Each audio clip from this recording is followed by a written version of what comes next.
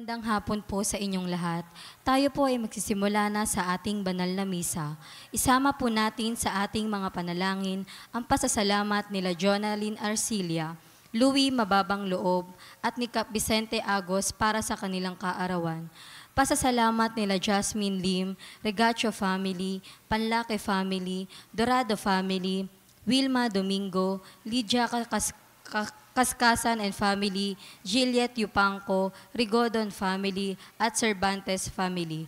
Natatanging kahilingan para sa agarang paggaling nina Rodrigo Ramirez, Ronald Salamat, Mildred Recla, Jasmine Lim, Catalina Alba, Mardri Agtarap, Raquel Rica Blanca, Leia Rose, Eduardo Salido, Ramon and Elis Lim, Tomayo Romeo Regacho Jr., Betty Ong, Feli and Cindy Chua, Diana Andia, Rochi Harder, Marlene Armelo Gabriel, Teddy Neil Baguio, Renato De Vera, Benjamin Sanchez, Carolina and Modesto Villabenio, Bernardo and Carlota Bernardino, Carolina Patulot, Emilia Flaviano, Lamberto Gutierrez, Joel Cabigtig, Vito Agan, Gian and Arlene Villanueva, Solomon Paranas Sr., Elio, Estelita, Ruth, Charles T.Y., Mila, Benigno,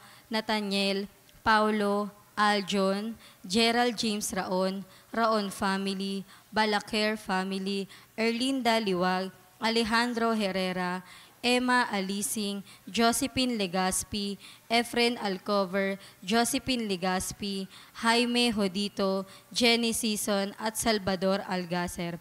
Natatanging kahilingan ni Ronald Salamat, Juliet Yupanco, Lydia Kaskasam, Cecil Rigidon, Maria Teres Dizon, Roselina Aguirre, Felisa Casamayor. Panalangin para sa mga kaluluwa nila Reynaldo, Alicia, Conrada, Ismael, Rodolfo, Angelina Penida, Jovencio Pineda, Martina Regaldo, Dustin Kurt Marcos, Natividad Gonzales, Edilberto Gonzales, Noberto Habos, Pepe Ramirez, Father Angelino, Defero Jr., Father Odon De Castro, Father Eric Santos, Tony and Lorna Mercado, Rose Harder, Ronaldo Kawachi Sr., Luis Tro Sr., Mariano Filomeno Sr., Brigada Filomeno, Mariano Filomeno Jr., Azucena Filomeno, Corazon Saberon, Emilio Saberon, Natividad Saberon, Leticia Lopez, Rowel Diesta, Bert Diesta, Nancy Estacio, Jose Giron, Wilfredo and Heidi Mariano, Berhina Marcelo, Luis Pedreno, Alfredo Lim, Lerida Magsaysay, Remy Hernandez, Victor and Carlito Lopez, Manuel, Jaime Garcia, Bishop Cirquilo Almario, Gary, Norma Endaya, Michael Rabino, Reynaldo, and Rogelio Ricafrente, Rosali, Ernesto Banting, Genara Rodriguez, Jeronimo de los Santos, Raimundo, and Paulina Aragosa, Joel Banataran, Erwin Vismanos, Ambrosio and Maria Capitle, Robert, Milagros, Rodolfo, Georgina Martinez, Lydia Molino Indoconcio, Arnold Santos, Vicente, Felicidad Dunglao, Judith Davis, Fernando Arce, Maria Tan, Pastor at Pastor Junior, Adoracion, Marcelo, Remedios, Celso, Walio, Pio, Estrella, Marshall, Regino, Adela Antonio, Annabel Yap, Pilaine, Jose at Josep Bigada, at ang mga kaluluwa na dating naglilingkod sa ating simbahan. Tumayo po ang lahat para sa orasyon.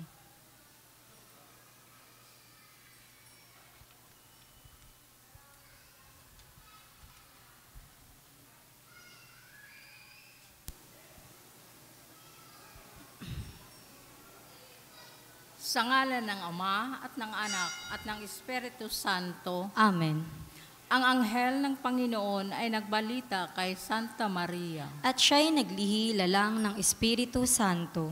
Aba, Ginoong Maria, napupuno ka ng grasya. Ang Panginoong Diyos ay sumasa iyo. Bukod kang pinagpala sa babaeng lahat at pinagpala naman ang iyong anak na si Jesus. Santa Maria, Ina ng Diyos, ipanalangin mo kaming makasalanan, ngayon at kung kami mamamatay. Amen. Narito ang alipin ng Panginoon. Maganap nawa sa akin ang ayon sa wika mo. Aba, Ginoong Maria, napupuno ka ng grasya. Ang Panginoong Diyos ay sumasa iyo. Bukod kang pinagpala sa babaeng lahat at pinagpala naman ang iyong anak na si Jesus. Santa Maria, Ina ng Diyos, ipanalangin mo kaming makasalanan, ngayon at kung kami mamamatay. Amen. At ang salita ay nagkatawang tao. At nakipamuhay sa atin. Aba, Ginoong Maria, napupuno ka ng grasya. Ang Panginoong Diyos ay sumasa iyo. Bukod kang pinagpala sa babaeng lahat at pinagpala naman ang iyong anak na si Jesus. Santa Maria, Ina ng Diyos, ipanalangin mo kaming makasalanan, ngayon at kung kami mamamatay. Amen. Ipanalangin mo kami, O Santa na Ina ng Diyos. Nang kami maging dapat makinabang sa mga pangako ni Kristo. Manalangin tayo. Panginoon naming Diyos, kasihan mo nawa ang aming mga kaluluwa sa iyong mahal na grasya at yayamang dahilan sa pamamalita ng anghel, ay nakilala namin ang pagkakatawang tao ni Jesucristong anak mo.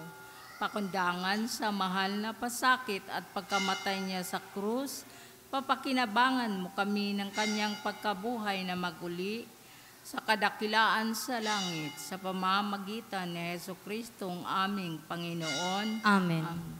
Luwalhati sa Ama at sa Anak at sa Espiritu Santo. Kapara nung unang-una, ngayon at magpasawalang hanggan. Amen. Sa ngalan ng Ama at ng Anak at ng Espiritu Santo. Amen.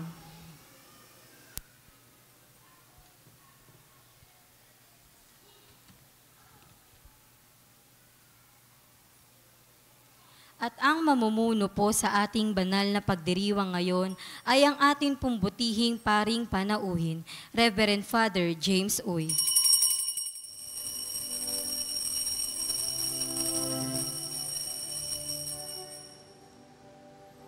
Pagmamahal sa Panginoon ay simula ng karunungan. Ang kaniyang kapurihay manatili magpakailanman. Purihin ng Panginoon sa ating pasalamatan sa pagsasama at pagtitipon ng kaniyang mga anak. Pagmamahal sa Panginoon ay simula ng karunungan. Ang kaniyang kapurihay manatili magpakailanman. Simulan natin ang ating pagdiriwang sa ngalan ng Ama, ng Anak at ng Espiritu Santo. Amen. Ang pagpapala ng ating Panginoong Jesucristo, ang pag-ibig ng Diyos Ama at ang pakikipagkaisa ng Espiritu Santo ay sumainyong lahat. At sumaiyo rin.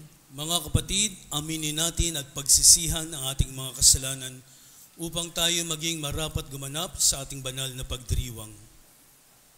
Inaamin ko Sa sa makapangyarihang makapangyarihang Diyos at sa inyo mga kapatid, na lubha akong nagkasala sa isip, sa salita at sa gawa, at sa aking pagkukulang. Kaya isinasamo ko sa mahal na Birheng Maria, sa lahat ng mga anghel at mga banal, at sa inyo mga kapatid, na ako'y panalangin sa Panginoong ating Diyos.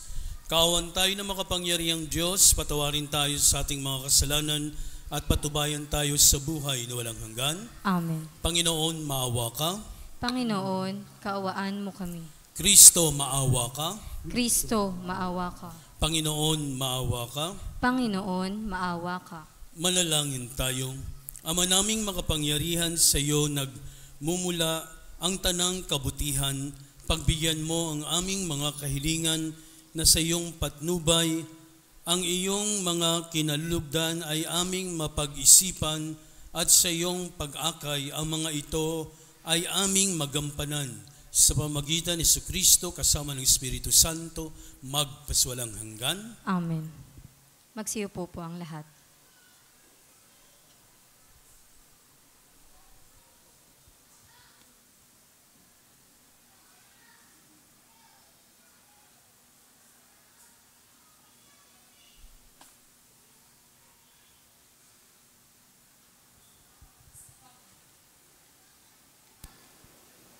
Pagbasa mula sa unang aklat ng mga hari. Noong mga araw na iyon, tinipon ni Acab sa bundok ng Carmelo ang buong bayang Israel at ang kanyang mga propeta. Lumapit si Elias at sinabi sa bayan, "Hanggang kailan pa kayo mag-aalinlangan kung ang Panginoon ang tunay na Diyos? Siya ang sundin ninyo. At kung si Baal naman, kay Baal kayo maglingkod." Hindi umimik ang bayan. Muling nagsalita si Elias, "Ako na lamang ang natitira sa mga propeta ng Panginoon. Samantala, may 450 mga propeta ni Baal. Bigyan ninyo kami ng 2 toro. Pumili sila ng isa, katayin at ipatong sa ibabaw ng kahoy na sinalansan, ngunit hindi sisindihan. Ihahanda ko rin ang ikalawa sa ibabaw ng kahoy na sinalansan at hindi ko rin sisindihan. Tawagin ninyo ang inyong Diyos at tatawagin ko naman ang Panginoon." Ang tumugon sa pamamagitan ng apoy, iyon ang tunay na Diyos. At sumagot ang bayan, "Sang-ayon kami." Sa gayon, sinabi ni Elias sa mga propeta ni Baal, "Sapagkat kayo ang marami, pumili na kayo ng 1 toro at ihanda na ninyo. Pagkatapos, tawagin ninyo ang inyong Diyos, ngunit huwag magpaparikit ng apoy." Kinuha nga nila ang isa sa mga toro at hinahandog mula sa umaga hanggang tanghali. Tinawagan nila si Baal, "Baal, Baal, pakinggan mo kami," sigaw nila. Samantalang pasayaw-sayaw sa paligid ng dambana. Ngunit walang sumagot. Nang katanghalian na, nilibak na sila ni Elias. Wika niya, "Lakasan pa ninyo. Alam naman ninyo ang inyong Diyos. Baka may ginawa o may pinuntahan o baka naman natutulog. Kaya't kailangan gisingin." Lalo nga nilang inilakas ang kanilang sigaw. Sinugatan ang sarili sa pamamagitan ng sibat at tabak, tulad ng kanilang kinaugalian hanggang sa sila'y maligo sa dugo. Lumampas ang tanghali at oras ng paghahandog ng hain, ngunit wala pa ring tumugon kahit ano. Nagsalita noon si Elias sa buong bayan, "Lumapit-lapit kayo," wika niya. At nagsilapit ang lahat. Inayos niya ang dambana roon ng Panginoon na matagal nang gumuho. Pumili siya ng 12 bato katumbas ng bilang ng mga lipi ni Jacob na binigyan ng Panginoon ng pangalang Israel. Ang mga bato'y ginawa niyang dambana para sa Panginoon. Pinaligiran niya iyon ng isang kanal na may lamang 2 balding tubig. Isinalansan niya ang kahoy, kinatay ang toro at ipinatong sa kahoy. Pagkatapos, nag-utos siya, "Kumuha kayo ng 4 na bangang tubig at ibuhos sa handog sa kahoy at sa kahoy." Gayon nga ang ginawa nila. Busan pa ninyo, sabi ni Elias. At binusan nila. Minsan pa, utos uli ni Elias. Makaitlo nga nilang binuhusan ang handog hanggang sa umagos ang tubig sa paligid ng dambana at umapaw sa kanal. Nang ikatlo na ng hapon na siyang oras ng paghahandog, tumayo si Elias sa harap ng dambana at nanalangin. Panginoong Diyos ni na Abraham, Isaac at Jacob, patunayan po ninyo ngayon na talagang kayo ang Diyos ng Israel at ako ay inyong lingkod. At ginawa ko ang lahat ng ito pagkat ito ang inyong utos. Dinggin ninyo ako, Panginoon, upang matalastas ng bayang ito na kayo lamang ang Diyos. At sila'y iyong pinapagbabalik loob. Noon day, nagpababa ng apoy ang Panginoon at tinupok ang handog. Ang kahoy at ang mga bato at lupa sa paligid, pati tubig sa kanal ay natuyo. Pagkakita sa nangyari, nagpatira pa ang buong bayan at sumigaw.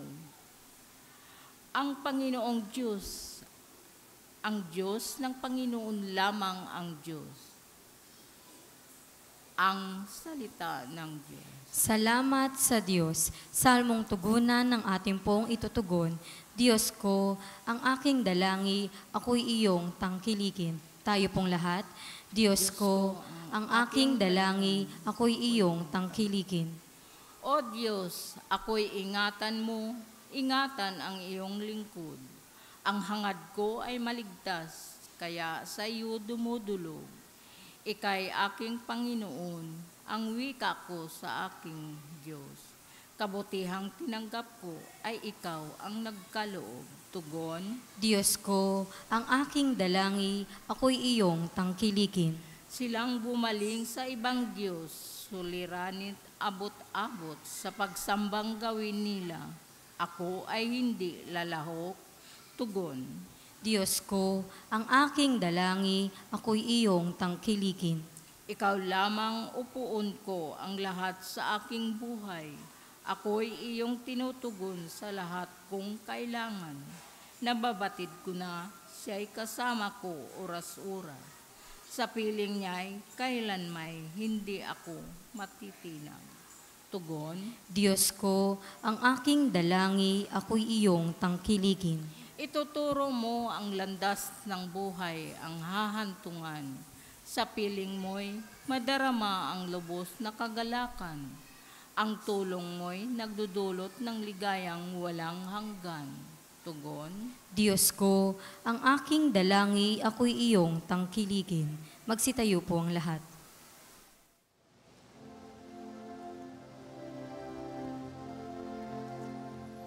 Hallelujah, hallelujah, hallelujah, hallelujah. Purihin ng Diyos. Hallelujah.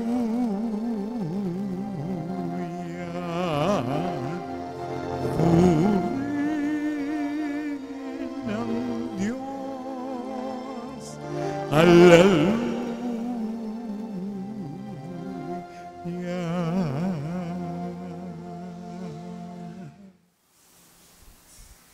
Panginoon, ituro mo na iyong landas ay sundin ko sa pagtahak sa totoo. Sumainyo ang Panginoon. At sumaiyo rin. Ang mabuting balita ng Panginoon ayon kay San Mateo. Papuri sa iyo, Panginoon. Noong panahong iyon, sinabi ni Jesus sa kanyang mga alagad, "Huwag ninyong akalaing naparito ako upang pawalang bisa ang kautusan at ang aral ng mga propeta. Naparito ako hindi upang pawalang bisa, kundi para ipaliwanag at ganapin ang mga iyon. Tandaan ninyo ito, magwawakas ang langit at ang lupa, ngunit ang kaliit-liitang bahagi ng kautusan ay di mawawalan ng bisa hanggat hindi nagaganap ang lahat. Kaya't sinumang magpawalang halaga kahit sa kaliit-liitang bahagi nito ay magturo ng gayon sa mga tao ay ibibilang na pinakamababa sa kaharian ng Diyos. Ngunit ang gumaganap ng kautusan at nagtuturo na tuparin iyon ay ibinibilang na dakila sa kaharian ng Diyos. Ang mabuting balita ng Panginoon. Pinupuri ka namin, Panginoong Hesukristo. Magsiupo po ang lahat. Mga kapatid, sa unang pagbasa, makikita natin na kahit na noon ay mayroong parang paligsahan, no, sa Elias, gusto niya ring hinamon niya ang mga naniniwala kay Baal, ang Diyos ng mga pagano, ang kanilang sinusunod o kung saan sila nagdarasal. So, isang pagpapatunay dahil alam ni Elias na ang kanyang Diyos ay totoo. Kahit na ngayong panahon, di ba? Minsan nakikipagdebate tayo sa ibang reliyon. Pero ang kadalasang kinahihitnan, talo ang Katoliko. So, sorry to say. Bakit po? Kasi walang alam sa Biblia. Ang ibang mga sekta, nag-aaral sila ng Biblia. Tayo narinig lang natin ang salita ng Diyos sa mga pagbasa. Pero iilan lang sa atin ang nagbabasa ng Biblia. May Biblia nga sa bahay, baka palamuti lang, kahit na rosaryo o imahen. No? Pero sabi nga, noon ay talagang madasalin ang mga Pilipino. Sana maibalik natin yan. So yung ginawa noong nila Elias na sa kanyang Diyos at doon sa ibang grupo para mapatunayan, no? Kasi hindi sila niniwala, no, sa Diyos ni Elias na totoo. Ang kanila ay si Baal. So nagtayo ng sariling dambana at kung sino ang tunay na Diyos, paupuyin yung dambana na yan. Yung isa na hindi nilalagyan ng anumang pampanigas, no? So nung ginawa na yon ng mga naniniwala kay Baal, hindi sumindi. Pero kay Elias, no, napatunayan niya ang Diyos niya ay tunay na Diyos. Kahit na rin nung mas nauna pa kay Abraham, kay Moises, si Abraham, di ba? Pag nakipag-usap sa Diyos, no, iniyuko niya ang kanyang mukha kasi hindi niya pwedeng makita ang Panginoon. Nakakausap niya, nadidinig niya ang salita ng Diyos. Pero hindi siya makatingin sapagkat siya ay maaaring mabulag o mamatay. Ganun katindi, no, ang Diyos na wala sa kanyang nakakakita kahit na sino man. Kay Moises, di ba? Inano pa siya na ialay ang kanyang anak kung totoo na siya ay naniniwala sa Diyos. So, tayo, merong mga panahon na tinetest tayo kung tayo ay naniniwala. Ipakita ninyo ang inyong Diyos. Diba? Pag sinabi yan, narinig ninyo parang, naku, itetest ang aking pananampalataya. Kung ang pananampalataya mo sa Diyos ay mababaw, mahina, matatakot ka. Pero kung ikaw ay may matatag na relasyon sa Diyos, hindi ka matitinag, hindi ka matatakot sapagkat alam mo, tunay ang iyong Diyos. Ngayon, sinasabi na marami sa atin ang marahil ay sasabihin na may Diyos. Pero kung titingnan natin, hindi sila naniniwala sa Diyos. Naniniwala lamang ang iba, hindi ko sabihin tayo, no? Or sino man, para wala po akong tamaan din, na nagdarasal o bumabalik sa Diyos kapag natupad yung kanilang hiling sa Diyos. Diba? Ay, Diyos ko mabisa sapagkat natupad na niya, no, ang hiniling sa Diyos. Pero yung iba, hindi ako naniniwala pa rin sa Diyos kasi hindi pa tinutupad. Ang tagal-tagal na. Ilang taon na, hindi pa tinutupad ng Diyos no? Ang hiling ko sa Kanya. So may mga dapat tayong isipin na ang pagbibigay ng Diyos ay depende sa atin kung sino yung tumatawag sa Diyos. Kung tayo ay karapat-dapat tumanggap, sabi nga kahit na hindi na natin hilingin sa Diyos, ibibigay niya kung talagang para sa atin, kung talagang nararapat para sa atin. Pero ang Diyos ay mahal tayo talaga sapagkat pinalaya tayo sa kasalanan nung tayo ay binyagan. Pero bakit ang tao patuloy na nagkakasala? No, kailangan pa ba na tayong binyagan muli? Hindi na. Kailangan lamang pagtibayan natin yung ating pananampalataya sa Diyos. Kapag merong humamon sa atin, alam natin ang isasagot. Sino ba ang Diyos mo? Alam natin ang tugon. Actually, simple lang ang tugon. Pero minsan din natin masagot sapagkat we are doubtful in our faith. No, hindi natin mapagpanindigan ang Diyos sa buhay natin. Pero yung iba talagang sumasayaw pa, di ba? Yung mga karismatiko.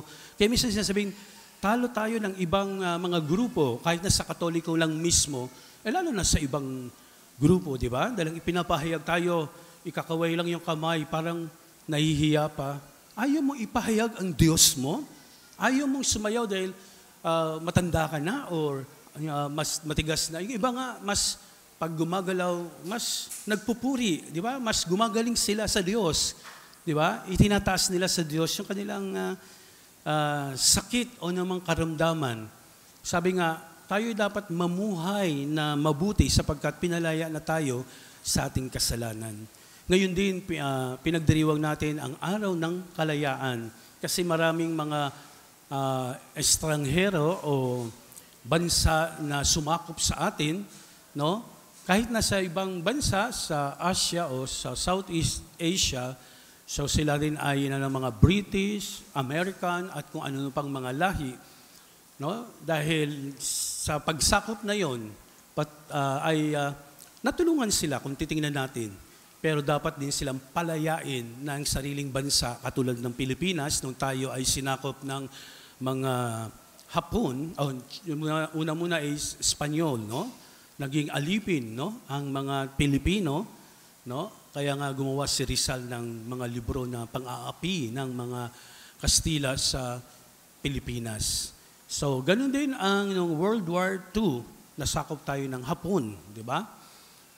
Pero tayo ay naging malaya sa tulong din ng mga ibang lahi, pero ngayon tayo tumatayo na walang ibang influensya. Kasi minsan sasabihin, dun sa ating problema, no, sa dagat, no? Saan ba yan? Sa West Philippine Sea.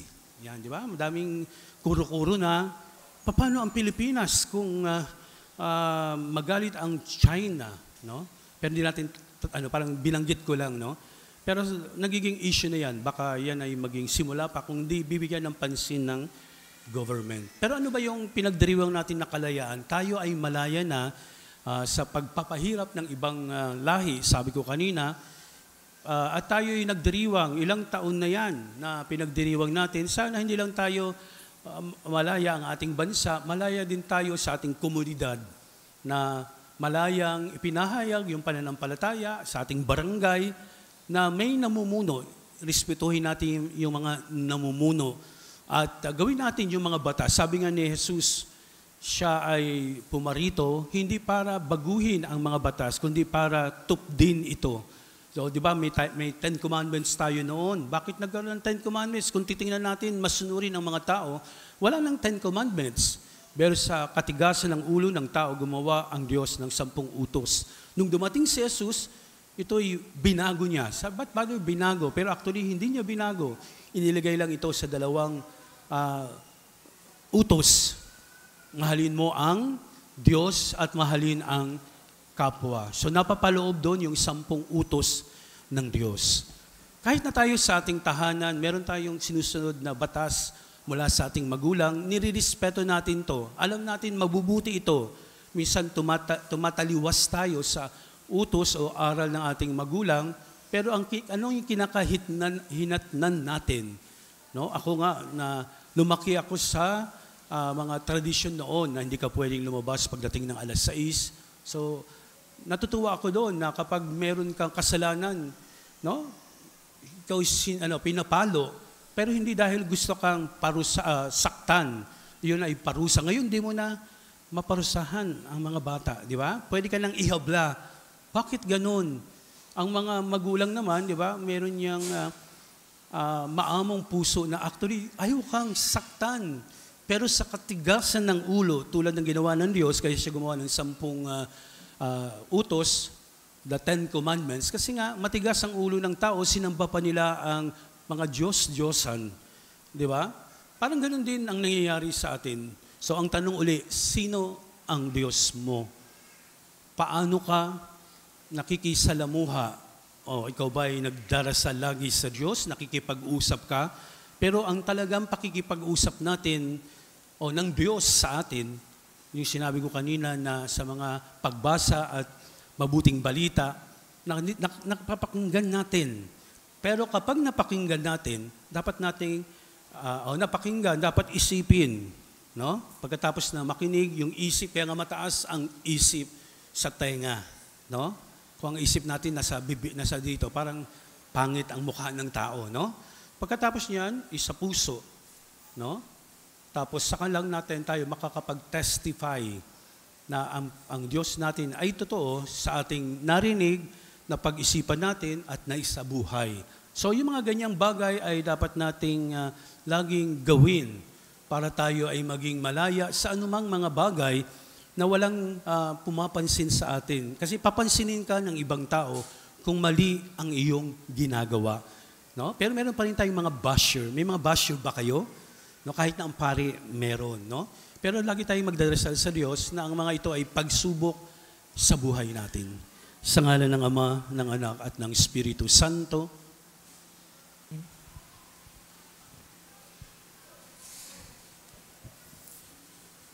Ipinapangako ng Diyos ang kaligayahan sa mga sumusunod sa Kanyang mga batas at sa mga naghahangad sa Kanya ng buong puso.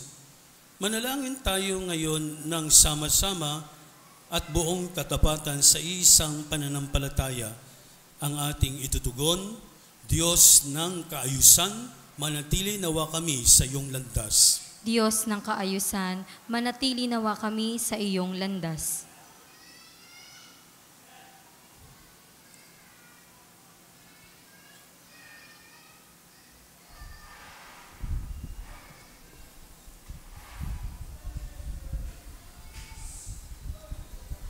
Ang Santo Papa at mga obispo, sa pamamagitan ng kanilang pagtuturo at pamumuhay, naway humihikayat sa kawan na sumunod sa pamamaraan ng pag-ibig ni Kristo. Manalangin tayo sa Panginoon. Diyos ng kaayusan, manatili nawa kami sa iyong landas. Ang mga pamilya ng mga bansa, naway higit na magsumikap at maging masigasig upang makamit ang kapayapaan at matatag na pananatili ito. Manalangin tayo sa Panginoon. Diyos ng kaayusan, manatili nawa kami sa iyong landas. Ang mga mag-asawa, naway makadama ng alab ng pag-ibig ng Diyos sa kanilang pagsasamahan. Manalangin tayo sa Panginoon. Diyos ng kaayusan, manatili nawa kami sa iyong landas. Ang mga may sakit at mga matatanda, naway lumakas ang kalooban sa pamamagitan ng mga salitang nakaaaliw at may katiyakan mula sa mga kumakalinga sa kanila. Manalangin tayo sa Panginoon. Diyos ng kaayusan, manatili nawa kami sa iyong landas. Ang mga tapat na yumao, naway mamasdan ang mga bagay na hindi nakikita at ng mga mata at hindi naririnig ng mga tenga. Manalangin tayo sa Panginoon. Diyos ng kaayusan, manatili nawa kami sa iyong landas. Makapangyarihan at walang hanggang Ama, naway liwanagan ng iyong batas ng pag-ibig ang aming buhay at pamalagiin mo kaming nasa matuwid na landas patungo sa iyong kaharian. Hiniling namin ito sa pamamagitan ni Kristong aming Panginoon. Amen.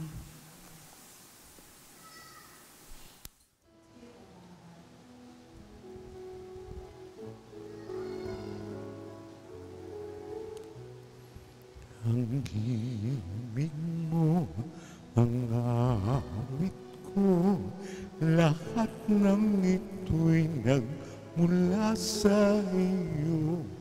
Muling ihahandog sa iyo, buong puso kong inaalay sa iyo. O Diyos, O Panginoon, lahat ay biyayang aming inampun, aming buhay at kakayahan. Ito'y para lamang sa iyong kalwalhatian.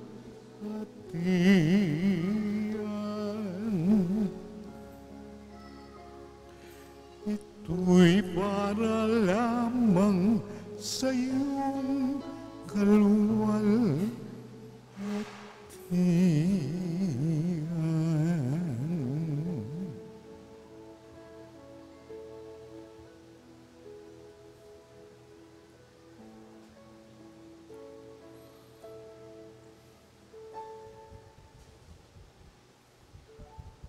Kapuri-puri ka, Diyos amang makapangyarihan, Tumayo po ang lahat. sa sanlibutan sa iyong kagandahang loob. Narito ang aming maialay mula sa ubas na bunga ng aming paggawa ang alak na ito para maging inuming nagbibigay espiritu.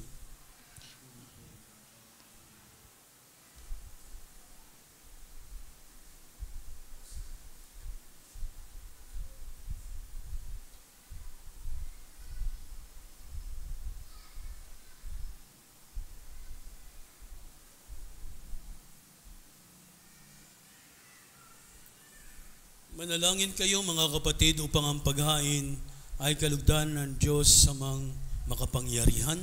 Tanggapin nawa ng Panginoon itong paghahain sa iyong mga kamay, sa kapurihan niya at karangalan, sa ating kapakinabangan at sa buong sambayanan niyang banal.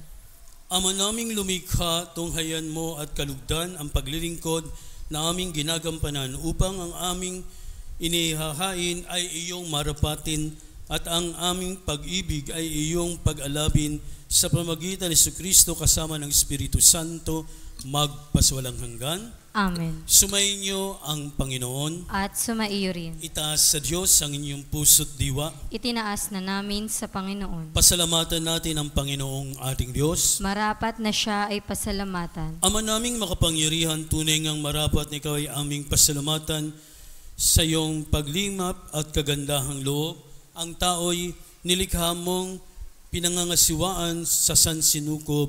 Sa hangad mong siya'y iwastong lubos, siya'y ipinagdusa mo sa kanyang pagtalikod. Sa iyong paggiliw, iyong ipinahintulot na makabalik siya sa pamamagitan ni Kristo Jesus. Kaya kaysa na mga anghel isiawit ng papuri sa iyo nang walang humpay sa kalangitan, kami nagbubunyi sa iyong kadakilaan. Santo, Santo, Santo, Panginoong Diyos na makapangyarihan, napupuno ang langit at lupa ng kaluwalhatian mo. Hosana sa kaitaasan, pinagpala ang naparirito sa ngalan ng Panginoon. Hosana sa kaitaasan. Ama naming banal, ikaw ang bukal na tanang kabanalan, kaya't sa pamagitan ng iyong Espiritu, gawin mong banal ang mga kaloob na ito upang para sa amin maging katawan at dugo ng aming Panginoong Hesukristo. Bago niya pinagtiisang kusang loob na maging handog, hinawakan niya ang tinapay, pinasalamatan kaniya, pinaghati-hati iyon, inabot sa kanyang mga alagad at sinabi, "Tanggapin ninyong lahat ito at kanin, Ito ang aking katawan na ihahandog para sa inyo.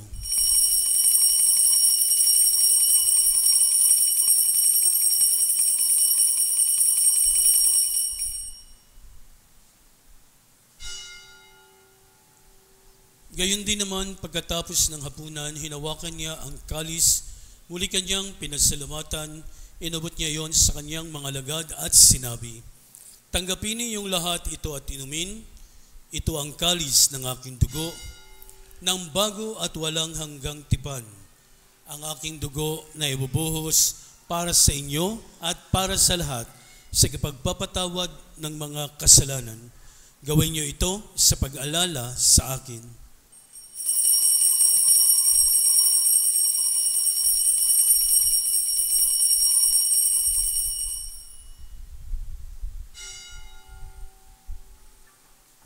Ipagbunyi natin ang misteryo ng ating pananampalataya.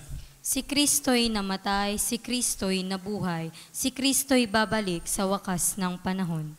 Ama, ginagawa namin ngayon ang pag-alala sa pagkamatay at muling pagkabuhay ng iyong anak, kaya't inali namin sa iyong tinapay nagbibigay buhay at ang kalis nagkakaloob ng kaligtasan. Kami nagpapasalamat dahil kami yung minarapat na tumayo sa harap mo para maglingkod sa iyo. Isinasamo namin kami magsasalo-salo sa katawan at dugo ni Kristo ay mabuklod sa pagkakaisa sa pamagitan ng Espiritu Santo. Ama, lingapin mo yung simbahang laganap sa buong daigdig. Puspusin mo kami sa pag-ibig kay San Francisco na aming Papa, ni Jose na aming Obispo, at ng Tanang Kaparian. Alalahanin mo rin mga kapatid naming nahimlay na may pag-asang sila'y muling mabubuhay. Gayon din ang lahat ng mga pumanaw. Kawan mo sila at patuloyin sa iyong kaliwanagan. Kawan paginapating kaming lahat na makasalo sa iyong buhay na walang wakas. Kaysa ng mahal na Birheng Maria na Ina ng Diyos, kaysa ng mga apostol, kaysa ni San Jose na kanyang esposo, mga apostol at lahat ng mga banal na namuhay dito sa daigdig ng kalugod-lugod sa iyo. May pagdiwang nawa namin ang pagpupuri sa karangal mo sa pamagitan ng iyong anak na aming Panginoong Hesukristo. Sa pamamagitan ni Kristo, kasama niya at sa Kanya, ang lahat ng parangal at papuri ay sa iyo, Diyos amang makapangyarihan, kasama ng Espiritu Santo, magpaswalang hanggan. Amen. Jesucristo sa atin, manawagan tayo ng buong pananalig sa ating Amang nasa langit.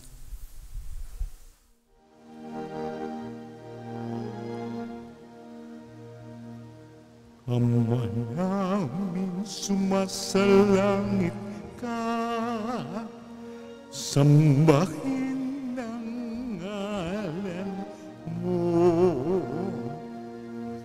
Mapasa amin ang kaharian mo, sundin ang loob mo dito sa lupa para nang sa langit.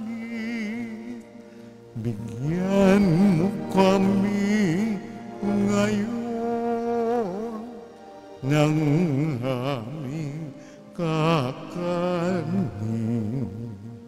sa araw-araw at patawarin mo kami sa aming mga sala para ng pagpapatawad namin sa nagkakasala sa amin.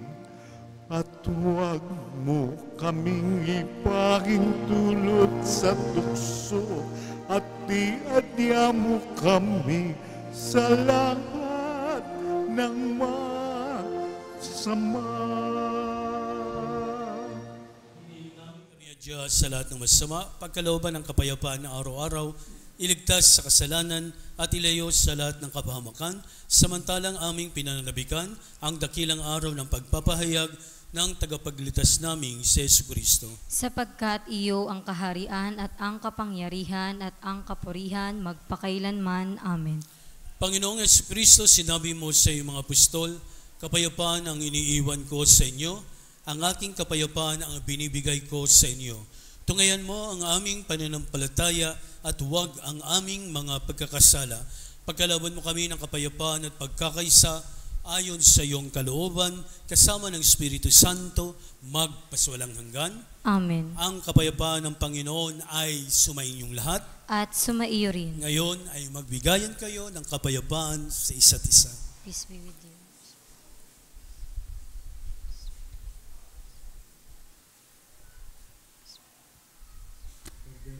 Kordero ng Diyos na nag-aalis ng mga kasalanan ng sanlibutan, maawa ka sa amin.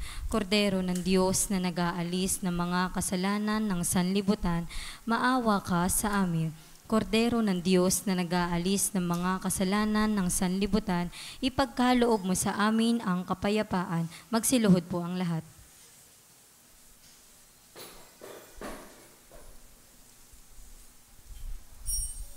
Narito si Jesus, ang Kordero ng Diyos. Narito siyang nag-aalis ng mga kasalanan ng sanlibutan.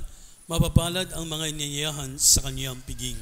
Panginoon, hindi ako karapat-dapat na magpatuloy sa iyo, ngunit sa isang salita mo lamang ay gagaling na ako.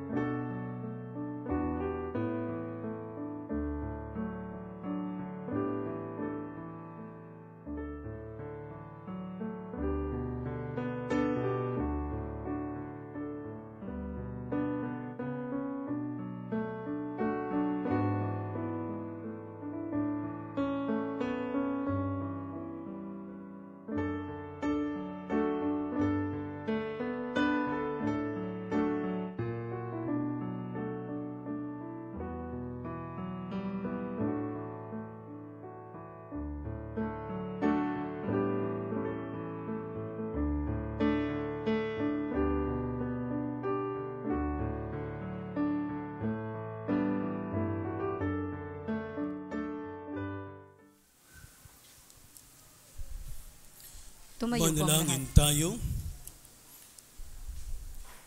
Ama naming mapagmahal, ang pagganap sa iyong pagbibigay kagalingan ay pumawi nawa sa aming mga nagawang pagsuway at magdulot nawa ng iyong mga kinalulugdan sa pamagitan ni Jesucristo kasama ng Espiritu Santo magpaswalang hanggan. Amen.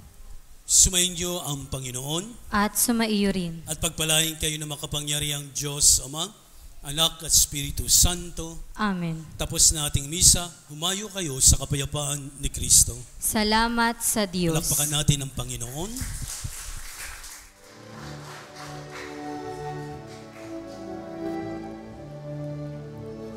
Walang simanang nabubuhay para sa sarili lamang.